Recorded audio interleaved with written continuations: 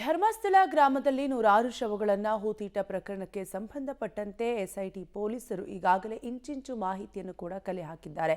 ಬುರುಡೆ ಕೇಸ್ಗೆ ಸಂಬಂಧಪಟ್ಟಂತೆ ಎಸ್ಐಟಿ ಪೊಲೀಸರಿಂದ ಕೋರ್ಟ್ಗೆ ಅಪೂರ್ವ ವರದಿ ಸಲ್ಲಿಕೆ ಆಗಿದೆ. ಮುಂದಿನ ಒಂದೆರಡು ದಿನಗಳಲ್ಲಿ ತನಿಖೆ ಬಗ್ಗೆ ಕೋರ್ಟ್ ಎಸ್ಐಟಿಗೆ ಸೂಕ್ತ ನಿರ್ದೇಶನ ನೀಡುವ ಸಾಧ್ಯತೆ ಕೂಡ ಇದೆ.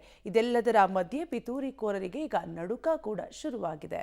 ಧರ್ಮಸ್ಥಳ ತಲೆಬುರುಡೆ ಬಗ್ಗೆ ಎಸ್ಐಟಿ ತನಿಖಾ ವರದಿ. ತನಿಖೆ ಸಾಕ್ಷಿ ಆಧರಿಸಿ ಎಸ್ಐಟಿ ಅಪೂರ್ಣ ವರದಿ ಸಲ್ಲಿಕೆ. ತನಿಖೆ ನಡೆಸಲು ಕೋರ್ಟ್ ನಿರ್ದೇಶನಕ್ಕೆ ಎಸ್ಐಟಿ ಮನವಿ.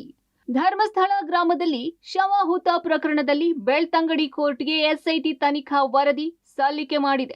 5 ತಿಂಗಳ ಬಳಿಕ ತನಿಖಾಧಿಕಾರಿ ಜಿತೇಂದ್ರ ದಯಾಮಾನ್ ನೇತೃತ್ವದಲ್ಲಿ ಒಟ್ಟು 3923 ಪುಟಗಳ ತನಿಖಾ ವರದಿಯನ್ನು ಸಲ್ಲಿಸಿದ್ದಾರೆ. ತನಿಖಾ ವರದಿಯು ಉತ್ಖನನ ಪ್ರತ್ಯಕ್ಷದರ್ಶಿಗಳ ಸಾಕ್ಷಿ ಹೇಳಿಕೆಯನ್ನು ಒಳಗೊಂಡಿದೆ.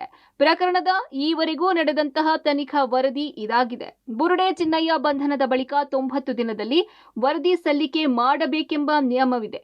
ಆ ಹಿನ್ನೆಲೆ ಎಸ್ಐಟಿ ಅಧಿಕಾರಿಗಳು ವರದಿ ಸಲ್ಲಿಸಿದ್ದಾರೆ. ಸಂಪೂರ್ಣ ತನಿಖೆ ಮಾಡಲು ಎಸ್ಐಟಿಗೆ ಆಗಲಿಲ್ಲ. ಚಿನ್ನಯ್ಯ ತೋರಿಸಿದ ಜಾಗಗಳಲ್ಲಿ ಕುರುಹು ಸಿಗಲಿಲ್ಲ. ಹೀಗಾಗಿ ಷಡ್ಯಂತ್ರ ನಡೆದಿರಬಹುದು ಎಂದು ಬಂಧಿಸಿ ವಿಚಾರಣೆ ಮಾಡಿದ್ರು.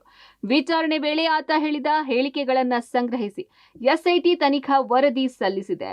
ಆರೋಪಿ ಚಿನ್ನಯ್ಯ ಸೇರಿ 6 ಜನರ ವಿರುದ್ಧ ಎಸ್ಐಟಿ ಉಲ್ಲೇಖ ಮಾಡಿದೆ. ಬುರುಡೆ ಗ್ಯಾಂಗ್ ಲೀಡರ್ಗಳಾದ ಮಹೇಶ್ ಶೆಟ್ಟಿ ತಿಮರೋಡಿ, ಗಿರೀಶ್ ಮಟ್ಟಣ್ಣನವರ್, ಜಯಂತ್ ಟಿ, ವಿಠಲ್ ಗೌಡ, ಸುಜಾತಾ ಭಟ್ ಹೆಸರು ಇದೆ. ಅಂದಾಜು 3923 ಪುಟಗಳ ಎಸ್ಐಟಿ ವರದಿ ಇದಾಗಿದ್ದು, ಕ್ಷೇತ್ರದ ವಿರುದ್ಧದ ಷಡ್ಯಂತ್ರ ವಿಚಾರವಾಗಿಯೂ ಉಲ್ಲೇಖಿಸಲಾಗಿದೆ. ತಿಮರೋಡಿ, ಚಿನ್ನಯ್ಯನ ಸಂಪರ್ಕದ ಬಗ್ಗೆಯೂ ವರದಿಯಲ್ಲಿ ಉಲ್ಲೇಖ ಇದೆ. ಇನ್ನೂ ಪೂರ್ಣಗೊಂಡಿಲ್ಲ ಎಸ್ಐಟಿ ತನಿಖೆ, ಮುಗಿದಿಲ್ಲ ಬುರುಡೆ ಗ್ಯಾಂಗ್ನ ಹಲವರ ವಿಚಾರಣೆ. ಬುರುಡೆ ಗ್ಯಾಂಗ್ನ ಹಲವರಿಗೆ ನೋಟಿಸ್ ಸಾಧ್ಯತೆ.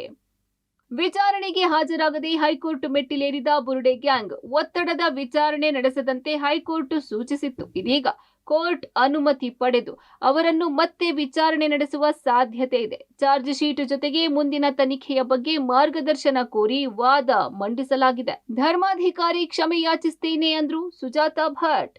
ಈ ಮಧ್ಯೆ ಪಬ್ಲಿಕ್ ಟಿವಿ ಜೊತೆ ಮಾತಿಗೆ ಸಿಕ್ಕಿದಂತಹ ಸುಜಾತಾ ಭಟ್ ಪಿತೂರಿಯ ಭಾಗ ಆಗಿದ್ದಕ್ಕೆ ಅಸಮಾಧಾನ ವ್ಯಕ್ತಪಡಿಸಿದ್ರು. ಧರ್ಮಸ್ಥಳದಲ್ಲಿ ಬಹಿರಂಗ ಕ್ಷಮೆ ಕೇಳುವುದಾಗಿ ಘೋಷಿಸಿದರು. 1000 ಜನ ಬರ್ತಾರೆ, 1000 ಜನ ಆತ್ಮಹತ್ಯೆ ಮಾಡ್ಕೊಂಡಿರ್ಬೋದು. ಕಾಡಿದೆ, ಏನು ಧರ್ಮಸ್ಥಳ ಹೆಗ್ಡೆಯವರು ಯಾರು ಬರ್ತಾರೆ ಯಾರು ಹೋಗ್ತಾರೆ ಅಂತ ನೋಡ್ತಾ ಕೂತ್ಕೊಳ್ಳೋಕ್ಕೆ ಲಕ್ಷಾಂತರ ಜನ ಬರ್ತಾ ಇರ್ತಾರೆ ಹೋಗ್ತಾ ಇರ್ತಾರೆ. ಅವರೇ ನೋಡ್ತಾ ಕೂತ್ಕೊಳ್ಳೋಕೆ ಏನಿದೆ ಅಲ್ಲಿ. ನನ್ನಿಂದ ಏನಾದರೂ ತಪ್ಪಾಗಿದ್ರು ಅದಕ್ಕೆ ದಯ ತೋರಿಸ್ಬಿಡು ಅಂತ ಹೇಳಿ ಹೆಗ್ಡೆಯವರನ್ನ ನಾನು ಬ್ಲೇವ್ ಮಾಡಿಲ್ಲ. ನಾನು ಯಾವ ಮಾತಲ್ಲೂ ಯಾರನ್ನೂ ನಾನು ಬ್ಲೇವ್ ಮಾಡಿಲ್ಲ. ಅದು ಒಂದು ಕೇಸಿಗೋಸ್ಕರ ಇವರು ಆ ಒಂದು ಸೌಜನ್ಯನ ಇದಕ್ಕೋಸ್ಕರ ಇಂಥದ್ದನ್ನೆಲ್ಲ ತಂದು ಇದನ್ನೆಲ್ಲ ಮಾಡುವಂಥದ್ದು ಏನಿದೆ ಅನುಭವಿಸ್ತಾರೆ. ನಾನೀಗ ಧರ್ಮಸ್ಥಳಕ್ಕೆ ಹೋಗಬೇಕು, ಹೆಗ್ಡೆಯವರನ್ನ ಮೀಟ್ ಮಾಡಿ ಹಾಗೆ ಕ್ಷಮೆ ಕೇಳಬೇಕಾಗಿದೆ ಒಂದು ವಿಚಾರದಲ್ಲಿ. ಅದನ್ನು ಕ್ಷಮೆ ಕೇಳಿ ಸಾರ್ವಜನಿಕವಾಗಿ ದೇವರಿಗೆ ಒಂದು ನಮಸ್ಕಾರ ಮಾಡಿಬಿಟ್ಟು ನನ್ನಿಂದ ಏನಾದರೂ ತಪ್ಪಾಗಿದ್ರು ಅದಕ್ಕೆ ದಯ ತೋರಿಸ್ಬಿಡು ಅಂತ ಹೇಳಿ ನಾನು ಇದು ಮಾಡಬೇಕಾಗಿದೆ. ಷಡ್ಯಂತ್ರದ ಬಗ್ಗೆ ತನಿಖೆ ನಡೆಸಲು ಕೋರ್ಟ್ ನಿರ್ದೇಶನ ಕೋರಿ ಎಸ್ಐಟಿ ಮನವಿ ಮಾಡಿದೆ. ಬೆಳ್ತಂಗಡಿ ಹೆಚ್ಚುವರಿ ಸಿವಿಲ್ ನ್ಯಾಯಾಲಯದ ನ್ಯಾಯಾಧೀಶ ವಿಜಯೇಂದ್ರ ಹೆಚ್ಡಿ ಎಸ್ಐಟಿಗೆ ಮುಂದೆ ಕೊಡುವ ನಿರ್ದೇಶನ ಏನು ಎಂಬ ಬಗ್ಗೆ ಕುತೂಹಲವಿದೆ. Deepak Jain, Public TV, Mangaluru.